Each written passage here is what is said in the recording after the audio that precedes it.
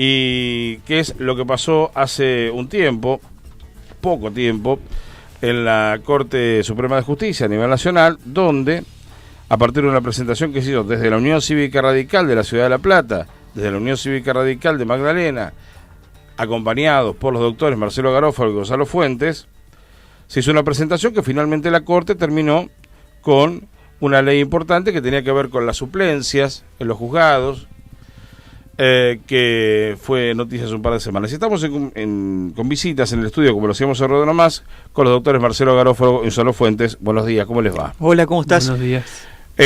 Además Garófalo es hincha de Huracán como yo. Hemos compartido un momento triste de Huracán porque fuimos juntos a la final del año 2009, pero bueno, ya pasó, estamos disfrutando las buenas ahora. Bueno, ¿qué tema tuvieron que presentar y qué buen resultado tuvieron, no? Porque era un tema muy defendido en este caso por el gobierno nacional, un tema que habían fogoneado bastante desde el Ministerio de Justicia a nivel nacional. Esta presentación que hicieron ustedes a partir de lo que hace la suplencia, no es la palabra que usan ustedes, la suplencia, subrogancias, pero que en definitiva la Corte ha puesto un punto final que va a llevar un par de meses acomodar todo, pero terminar con eso. Sí, realmente ha sido un fallo muy importante, yo creo que es un fallo histórico, realmente. Sobre todo porque puso fin a lo que nosotros denominamos la colonización de la justicia por parte del kirchnerismo. No nos olvidemos que toda esta estrategia que desarrolló el gobierno en los últimos años, vinculada con la posibilidad de quedarse con parte del Poder Judicial, literalmente, fue diseñada por Zanini ya hace unos años atrás y existieron distintas alternativas y distintos métodos para llevarlo a la práctica, como por ejemplo fue en su momento la ley del Consejo de la Magistratura, que también corrió un poco la misma suerte que esta ley de subrogancias. Y desde ese punto de vista, no solamente, obviamente, el alcance tiene que ver con el juez electoral, al cual nosotros cuestionamos su invalidez en la designación, sino que la Corte fue mucho más allá y lo hizo extensivo a todos los jueces subrogantes. Para que se vea un poco la importancia que esto tiene y el alcance, tenemos que tener en cuenta que, por ejemplo, el Tribunal o la Cámara de Casación a nivel nacional, que debe entender en todo el tema del tratado con Irak, sí, o en el caso de OTESUR, en estos momentos invalidó la designación de un juez convalidó un juez subrogante y de esa manera le permitió al gobierno vaciar de contenido, por ejemplo, el fallo contra del tratado que se iba a referir a la constitucionalidad o no del tratado con Irak. Y en ese mismo sentido, yo creo que la idea que tenía el gobierno era, con esta ley de subrogancias, un poco cerrar las puertas, declarar que ya estábamos en vía de la impunidad, y lo que hemos hecho nosotros es de alguna manera cerrar esa puerta. Por eso es la importancia, porque no es solamente Durán, es una manera de hacer política que tenía la necesidad de contar con un poder judicial obediente, al cual nosotros creemos que le hemos dado un corte importante. Vamos a ver esto en el futuro, no está dicha siempre la última palabra, ¿no? Cuando yo estudiaba, y tengo 47 años, por lo tanto hace 22 años más o menos, cuando estaba en ese colegio secundario, que formación cívica se llamaba en mi época, tuvo varios nombres, ¿no? Y en este caso nos hablaban de la independencia de poderes. En este caso, lo que en parte es terminar y tratar que el Poder Judicial vuelva a ser también un poco más independiente con un fallo como este. Sí, absolutamente. Esto se inscribe en la política del gobierno nacional, que tuvo su epicentro en el año 2006, cuando se reforma la composición del Consejo de la Magistratura y el oficialismo se asegura el poder, digamos, de neutralizar las decisiones más importantes del Consejo de la Magistratura. ¿Por qué me remonto a un tiempo tan lejano? Estamos hablando de casi 10 años atrás. Pues ahí nosotros, que hemos analizado y que hemos llevado adelante esta acción, encontramos que ha sido el punto medular, el punto de inicio en el cual comienza este proceso sistemático de embates hacia la independencia del Poder Judicial. ¿Por qué? Porque al reducir de 20 a 13 los miembros del Consejo que componen el Consejo de la Magistratura, el oficialismo de turno se aseguraba contar con 5 de esos 13 miembros, entonces impedía que el Consejo de la Magistratura, sin la voluntad del gobierno nacional, cumplan las misiones esenciales para las cuales fue creado, que fue la propuesta para la designación de magistrados y la apertura de los procesos para remoción en el caso de que haya mala conducta en el ejercicio de la función. Esto generó una situación de enorme gravedad institucional, al punto de que hoy más del 25% del mapa judicial se encuentra a nivel federal, de la justicia federal y nacional. La justicia nacional es de la Ciudad Autónoma de Buenos Aires, la justicia federal es la justicia, los distintos departamentos federales del resto del país. Se encuentra vacío, se encuentra acéfalo, porque no se ha instado el procedimiento de designación de los jueces como lo dispone la Constitución Nacional. Es decir, esto fue una cuestión deliberada, es decir, frenar el funcionamiento del Consejo de la Magistratura con la intención posterior de crear este tipo de elementos normativos que permitan, a través de una ley dictada por el Congreso, nombrar jueces subrogantes, como en este caso, sin pasar por el procedimiento de selección que establece la Constitución Nacional. De ahí la enorme gravedad de este sistema, que permitía, por ejemplo, al absurdo, uno de los artículos de la 27.145, que fue declarada inconstitucional, que una persona que se desempeñaba como funcionario del Poder Ejecutivo Nacional podía pedir licencia para ocupar una subrogancia en un juzgado importante, donde hubiera una causa importante para el gobierno, ¿sí? La gravedad de este punto, como bien vos lo decías hoy cuando hablábamos de instrucción cívica, para explicarle un poco a la ciudadanía de qué se trata esto. El Poder Judicial cumple una delicadísima misión republicana de ser un poder contramayoritario, es decir, es el encargado de controlar la legalidad y la constitucionalidad de los actos de los otros poderes. Justamente por eso es que el constituyente ha puesto en cabeza del Poder Judicial ejercer el control de la constitucionalidad, para, de alguna manera, que éste garantice la supremacía de la Constitución. El control constitucional, que parece una cuestión muy técnica o muy alejada de lo que es la realidad, es ni más ni menos la posibilidad de que la Constitución Nacional, los derechos, garantías, declaraciones, los institutos específicos, los órganos de gobierno, como establece el sistema democrático que incorpora la Constitución Nacional, que prevalezcan por sobre cualquier autoridad de la nación. Es decir, nosotros venimos escuchando desde hace un tiempo que este gobierno, como fue avalado popularmente por más del 50%, el 54%, no puede haber ningún juez o ninguna autoridad de la nación que desconozca ese poder. Bueno, justamente, históricamente, cuando en los albores de la República, cuando nace la República como concepto y el Estado-Nación, se desconfiaba de estas mayorías de momento que puedan desconocer el programa de unión perpetua que significa una Constitución Nacional como es la nuestra. Entonces, eso es una falacia, una más, de que este gobierno populista ha querido instalar, de que el control de constitucionalidad y que los jueces no pueden estar nunca en contra de lo que dice el pueblo. Justamente el control de constitucionalidad nace para evitar que las mayorías de un momento puntual de la conformación política de un país pueden desconocer la Constitución. Y que desconocer la Constitución implica desconocer la libertad, desconocer la propiedad, la dignidad y la honra de las personas, como podía ocurrir de esta manera, la vida misma, designando jueces a dedo. Tanto Marcelo como Gonzalo, ustedes que escuchan, que son bastante duros con su discurso contra Frente para la Victoria, más allá de ser su rol de abogado, son pertenecientes a la Unión Cívica Radical. Hoy en Cambiemos estamos justamente a días de votar en la República Argentina. Ya hubo un cambio en la provincia de Buenos Aires, es más, el intendente de Magdalena, que fue uno de los que hizo la presentación con Uriarte, el titular de la Unión Cívica Radical de Magdalena, que hizo la presentación con Uriarte, que ustedes justamente llevaron adelante, estuvo reunido con Salvador. ¿Piensa que esas cosas pueden ir cambiando si es que cambiemos? Bueno, ya gobierna la provincia de Buenos Aires, ya gobierna la ciudad de La Plata, y el domingo se verá si gobierna a nivel nacional o no. En las encuestas está primero, dicen, aunque las encuestas están bastante decaídas, pero bueno, puede ser una posibilidad importante. Pero si en la provincia de Buenos Aires ya se sabe que hay un cambio de color partidario, con María Eugenia Vidal, un radical en este caso como vicepresidente, vicegobernador como Salvador, y hubo algunas reuniones. ¿Piensan que esto puede ser diferente a partir del color partidario, del cambio de color partidario? Es que necesariamente tiene que ser diferente, porque si no, la ciudadanía creo que se vería defraudada en sus expectativas. Yo creo que confiamos que va a ser diferente. Vos tocaste un punto que es muy importante, la provincia de Buenos Aires, porque si bien esta ley de subrogancias es a nivel nacional, no nos tenemos que olvidar que esta idea de colonizar la justicia también fue encarnada por Daniel Scioli.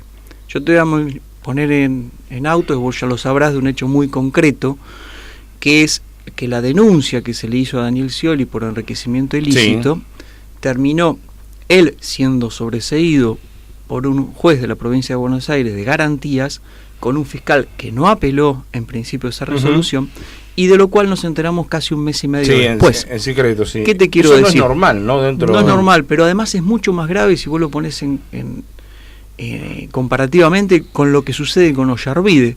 Vos fíjate que Ollarvide, cuando tuvo que investigar por enriquecimiento ilícito a la familia Kirchner, en ese momento creo que vivía Néstor, no solamente previo a dictar el sobreseimiento, por lo menos tuvo la precaución de hacer una pericia técnica, sino que además dio a conocer el fallo y sostuvo sus consecuencias. Yo creo que esto, lo que pasó en la provincia de Buenos Aires, es mucho peor, porque lo sobreseyeron y no nos enteramos. Claro. El juez salió de licencia y nos enteramos un mes y medio después. Sí. ¿Qué te quiero decir? Vos lo pusiste bien en esos términos, ¿no? Nosotros pertenecemos a la Unión Cívica Radical, así que tenemos una posición tomada. La posición tomada nuestra es, si gana Scioli este poder que ejerció sobre la justicia en la provincia de Buenos Aires, nuevamente lo va a ejercer sobre la justicia a nivel nacional. Bueno, uno de los pocos cargos que ha dicho Macri dio a conocer que el titular de la Unión Cívica Radical, Ernesto Sanz, va a ser su ministro de Justicia. Ustedes, me imagino, más allá de la pertenencia al partido, confían, por ejemplo, en que se puedan revertir o volver a la normalidad, cosas que han salido de la normalidad. Desde luego. Sí. Yo también un poco ampliando la respuesta que te daba Marcelo recién, yo creo que en la provincia de Buenos Aires ha habido estos 27 años de gobierno del justicialismo han significado un proceso de consolidación y de hiperconcentración del poder en manos del gobernador. Sí. Esto afecta directamente el funcionamiento republicano para los cuales han sido creadas distintas instituciones. Hoy los órganos legislativos, pensemos una cosa, el órgano legislativo esencialmente está diseñado para el acompañamiento en el cogobierno y también para controlar las decisiones del Poder Ejecutivo en la faz política. También para concientizarnos un poco a la ciudadanía en relación a estas cuestiones. No es normal que un gobernador gane con más de 40 puntos de ventaja sobre el segundo. ¿Sí? Eso hace tambalear el sistema democrático para lo cual ha sido pensado en los frenos y los contrapesos. Sí. Digo, porque esto tiene inserción directa en lo que es las designaciones complejas que designa el gobernador, como es los magistrados, las hace absolutamente sin ningún tipo de control porque cuenta con la anuencia absoluta del órgano legislativo. Y esto permite, lisa y llanamente, que se produzcan casos concretos de impunidad. ¿Sí? Eso es lo más llamativo de este nuevo proceso, en el cual va a haber una fuerza gobernante que va a venir con un aire renovado, que va a hacer necesariamente retomar los consensos y los disensos republicanos para mayorías. Sin mayorías. Que hay que haber que acordar en la Cámara de Diputados. Exactamente. Esto no deja más que presentar un panorama absolutamente saludable para el fortalecimiento de las decisiones institucionales y sobre todo para que el ciudadano deje de tener ese sentimiento de impunidad. ¿Sí? Porque ni más ni menos lo que apuntaba Marcelo y lo que buscaban este tipo de leyes o este tipo de cuestiones, como sucede en la provincia de Buenos Aires, apuntan directamente a la impunidad, a que no se sepa la verdad. ¿Sí? Entonces yo creo que es un momento muy propicio para generar un cambio importante en lo que es el manejo de las instituciones, no solo de la nación sino de la provincia también. En la provincia, al igual que en la nación, hay sectores que tienen que ver con la justicia que imagino que hay que arreglar y mucho. No sé, lo digo desde el desconocimiento, pero imagino que la cantidad, no sé si las personas necesarias están, pero lo que tiene que ver con las causas que por ahí son muy lentas en muchos casos. Se habla mucho de agilizar lo que tiene que ver con la justicia. Eso se puede avanzar, se ha avanzado posiblemente, pero todavía falta que avance uno un poco más. Depende mucho de las personas, de determinado juez, de determinado juzgado. Yo creo que se va a avanzar. Lo que te decía Gonzalo recién y lo que vos mismo marcabas, la realidad que se va a vivir a partir del 10 de diciembre va a ser distinta. Esto marca una clara derrota del sector que actualmente está en el gobierno, que apostaba a la división del país. Me parece que a partir del 10 de diciembre, si no existen las posibilidades de consenso, el país no puede manejarse, y eso se trasluce en la provincia de Buenos Aires y se trasluce también en el Poder Judicial. Para nosotros es imprescindible que el Poder Judicial encare junto con el Poder Legislativo y el Poder Ejecutivo de la provincia una justicia que esté mucho más cerca de la gente. Actualmente nosotros notamos por el ejercicio diario que hacemos de la profesión que existe no solamente un alto grado de impunidad, sino un difícil acceso de la gente a la justicia real y concreta, o por lo menos lo que uno entiende como la justicia real y concreta. En ese sentido, nosotros a lo que apostamos es a que el Consejo de la Magistratura de la provincia, que es el órgano que se encarga de seleccionar a los que son más probos para el ejercicio de la función dentro del Poder Judicial, tenga otra dinámica, mucho más abierta, con criterios mucho más estrictos y objetivos de selección, por un lado. Por el otro lado, apostamos a que el Poder Judicial también colabore con las reformas que son necesarias para efectuar en todo lo que es a nivel estructural de la distribución de los organismos. Yo creo que hay que descentralizar muchos de estos organismos en la totalidad de la provincia de Buenos Aires, que colabore también con una cosa que para mí es fundamental. Yo creo que hay que blanquear de alguna manera, hay que establecer un régimen de ingreso al Poder Judicial, estoy hablando de los empleados, que sea mucho más transparente que el actual, que permita que a los cargos del Poder Judicial accedan los mejores, y no como ahora, que me parece que acceden simplemente los que amigos tienen algún contacto con los propios miembros del Poder Judicial.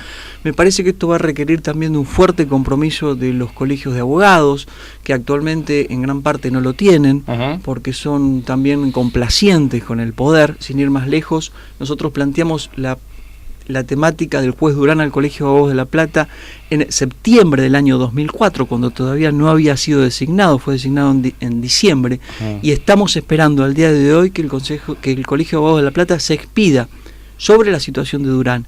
Siquiera lo han hecho. ¿Por miedo a los jueces, por respeto a los jueces?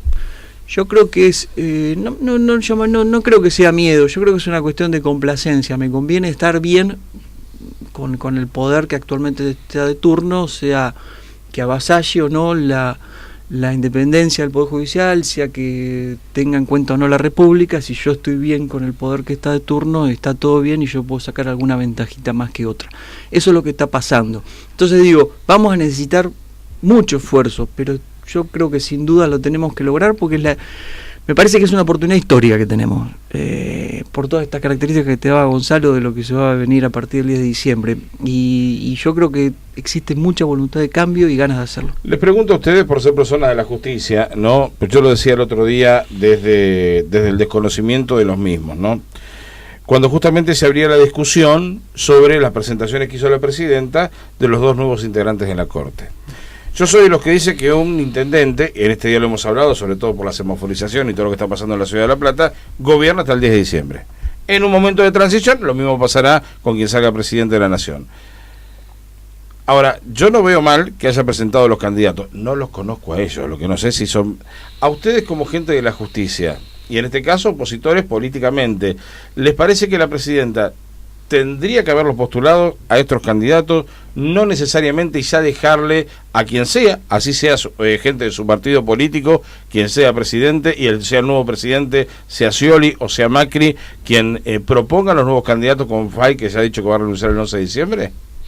Mire, creo que la propuesta de la elevación de los pliegos para ocupar estos dos cargos que están vacantes en la Corte Suprema, primero obedece a una cuestión de demostración de fortaleza política que todavía conserva. Creo que se inscribe exclusivamente en esto. En el caso, o sea, la Corte Suprema, ahora la actual conformación debería ser de 5 miembros. Actualmente es de 4, luego del fallecimiento de la doctora Argibay y del doctor Petraki, con lo cual el cargo vacante sería 1. Por motivos políticos, los senadores de la oposición firmaron un acuerdo en el cual habían establecido que no iban a prestar su acuerdo, valga la redundancia, necesitan los 2 tercios del Senado, de los miembros presentes, para convalidar el pliego que envía el presidente de la Nación.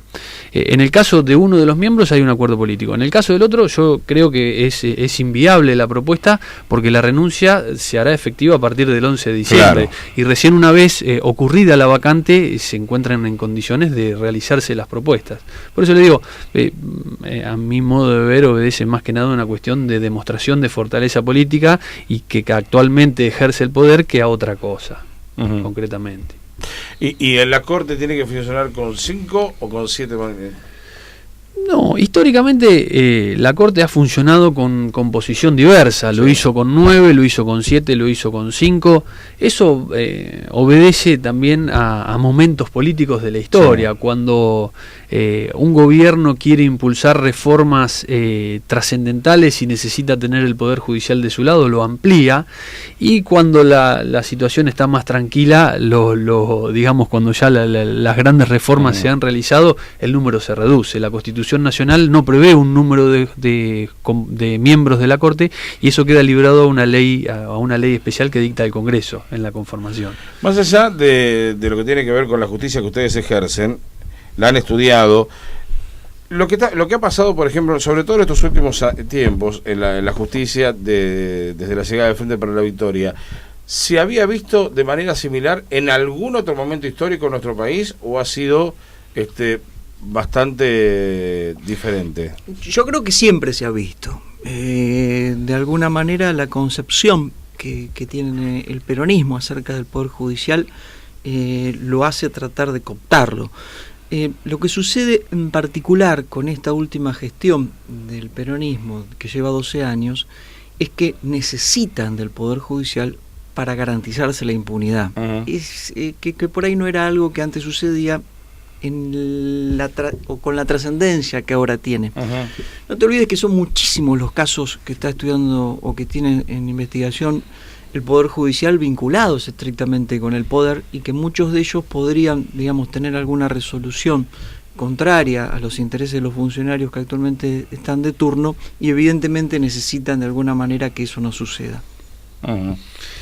Yo, si me permitís ampliar una cuestión histórica, en el año 1946, cuando asume su gobierno Perón con un amplio margen de validación popular de su gobierno, uno de los primeros actos que Perón realizó fue enjuiciar a todos los miembros de la Corte Suprema, con la intención justamente de evitar que todas las políticas que él iba a llevar adelante no tuvieran un freno en la justicia. Es como dice Marcelo, se inscribe en una visión de un minimalismo republicano bastante notorio, ¿sí? De lo cual nosotros siempre hemos tratado de hacer gala en el radicalismo del respeto de las instituciones, por eso es que lo marcamos como una cuestión muy importante del peronismo, del justicialismo, no por hacer una cuestión de bandería política, pero es evidente cómo se ha siempre intentado en este tipo de procesos políticos, desconocer la independencia de los jueces, en algunos casos por cooptación, como pasó con el menemismo, y en este caso directamente de enfrentamiento absoluto, de desconocer su independencia, de desconocer su legitimación como funcionarios de la República que podían controlarlos. Ahora, sobre esto tengo que decir de enfrentamiento, y hasta puede sonar una pregunta insulsa. ¿No puede haber en esa estrategia hasta un temor de algún juez a una especie de vendetta cuando ya no estés en el poder? Yo creo que sí. No la justicia como justicia en general, ¿no? No, sí. ¿No? El juez como pero por ahí, el juez oficina, ¿no? Lo enfrentaron. ¿No puedo tomar la determinación dentro de la ley? Puede ser, pero no lo descarto, porque sería imposible descartarlo, claro. pero de todas maneras están los contralores necesarios. No te olvides que un juez de primera instancia después tiene a su vez órganos de carácter superior, como las cámaras o en algunos sectores los tribunales de casación o lo que sea, que de alguna manera creo que si existe ese ánimo de venganza, se va a tener que cernir estrictamente el objetivo, no va a poder pasar más de allá. Yo me gustaría decirte una cosita que me parece muy importante porque la tocaste recién, que tiene que ver con los jueces de carne y hueso, con los jueces que ejercen el poder. Nosotros queremos rescatar al juez de La Plata, que fue que es el juez Recondo, que es el que en primer lugar dictó el fallo de primera instancia que declaró la inconstitucionalidad de la ley de subrogancia, además de la normativa del Consejo de la Magistratura, y declaró inválido al nombramiento del juez Durán. Digo declarar que lo queremos destacar por varias cuestiones. Nosotros no lo conocemos personalmente, pero nos parece que tomó una actitud de mucha valentía, porque vos imaginate que un juez está diciendo que la designación de un par no se ajustó a las normas de la Constitución. Y discúlpame, pero yendo a las personas en particular, quienes toman una actitud que realmente creen consecuente con su pensar y que lo creen consecuente con la Constitución Nacional, merecen ser destacados, ¿no? El otro día, hablando justamente de controles, se votó en la Cámara de Diputados 2 integrantes de la AGN, ¿no? Yo lo que dije en el micrófono, se lo repito a ustedes, que a mí me da la impresión de que muchas veces en un legislativo, que puede ser local, provincial o nacional, con cualquier color partidario, muchas veces la gente que levanta la mano y vota o aprieta el botón son abogados, entienden de justicia, ¿no? Saben que algunas de las medidas que van a tomar con el tiempo van a ser volteadas por la misma justicia. Uno imagina, si hay un reglamento, lo que hemos cubierto trabajando, lo que tiene que ver el trabajo legislativo, si hay un reglamento, los reglamentos están para cumplirlo, o sea que es muy fácil que las dos personas que fueron nombradas para Forlón y Álvarez para la AGN no van a poder asumir, o después se lo bajará a la justicia. En este caso, cuando se vota una ley de este momento que para el conjunto de la gente, por ahí no lo conocen, pero este tipo de reglamentos y esas cosas se hace pensando que con el tiempo la justicia lo va a frenar. Sin duda, yo creo... Y se gana tiempo. Exactamente. Y también juegan con los plazos de los procesos judiciales, ¿sí? Pero puntualmente a lo que vos apuntabas en relación, yo creo que lo que ocurrió el día 4 de noviembre, cuando todos los portales de la nación, portales nacionales, provinciales, locales, hasta inclusive del mundo, estaban reflejando que la Corte Suprema había puesto fin a este régimen de subrogancia por el cual hoy estamos hablando acá, el gobierno, que ha sido especialista en manejar la cuestión simbólica de la comunicación y especialista en contrainteligencia, largó a rodar este globo de ensayo que fue la designación de estos nuevos auditores generales de la Nación. Yo creo que no tiene ninguna posibilidad de éxito esa medida, porque, como después tuve oportunidad de analizarlo, fue realizada sin quórum, no estaba en el orden del día, es decir, no se respetaron ni siquiera, como vos recién mencionabas, las cuestiones reglamentarias, más allá de que la designación era impropia porque no era el momento oportuno, no se respetaron ni las cuestiones reglamentarias. Esto obedece un poco a lo que hablábamos antes cuando la presidenta manda el pliego para un juez de la Corte cuando sabe que no se lo van a designar. Esto creo que fue una puesta en escena del kirchnerismo para demostrar vigencia y para tapar un hecho notorio como fue lo de la inconstitucionalidad de la ley de subrogancias, porque el análisis contrafáctico que se hace de lo que fue este fallo de la Corte fue un durísimo revés. Pocas veces en la historia la Corte Suprema ha sacado un fallo con la contundencia que lo hizo en el fallo Uriarte, y hablando pura y exclusivamente de lo que es la inteligencia de la Constitución Nacional y los tratados internacionales firmados por la República Argentina. Es decir, acá no había una cuestión opinable de hecho, es decir, no, bueno, se invoca un derecho que se presta a la interpretación. Acá se habló pura y exclusivamente de la interpretación y de la inteligencia de la Constitución Nacional y cómo eso afecta el funcionamiento de la República. Con lo cual, creo que redondeando, lo que se quiso hacer fue un acto para tapar un hecho notorio.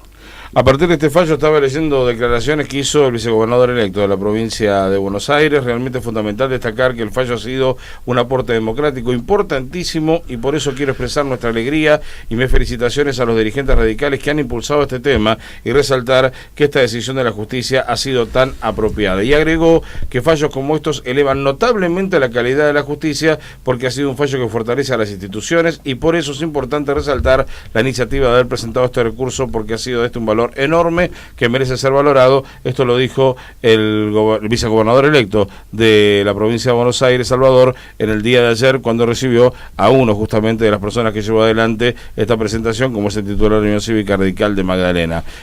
Pavada de apoyo le ha dado el vicegobernador. Gracias por la visita. Primero porque hemos hablado del fallo, pero también me saqué algunas dudas que tenía que ver con la justicia, que está bueno que así sea. Gracias por la factura, que ahora vamos a comer, por supuesto. Y bueno, bienvenidos cuando quieran, por supuesto, tienen el micrófono abierto. Yo sí, me disculpa, te quiero agradecer a vos realmente por la oportunidad que nos das de expresar estas ideas, y un mensaje final. Yo creo que los jueces que actualmente son subrogantes, la Corte les ha dado un plazo para que se pueda de alguna manera clarificar su situación, deberían pensar seriamente en renunciar. Muchos de los que actualmente fueron designados en función de esa ley tienen 90 días para que su situación se clarifique, pero me parece que, habiendo declarado la Corte inválida su designación, tendrían que tener la dignidad de apartarse de los cargos.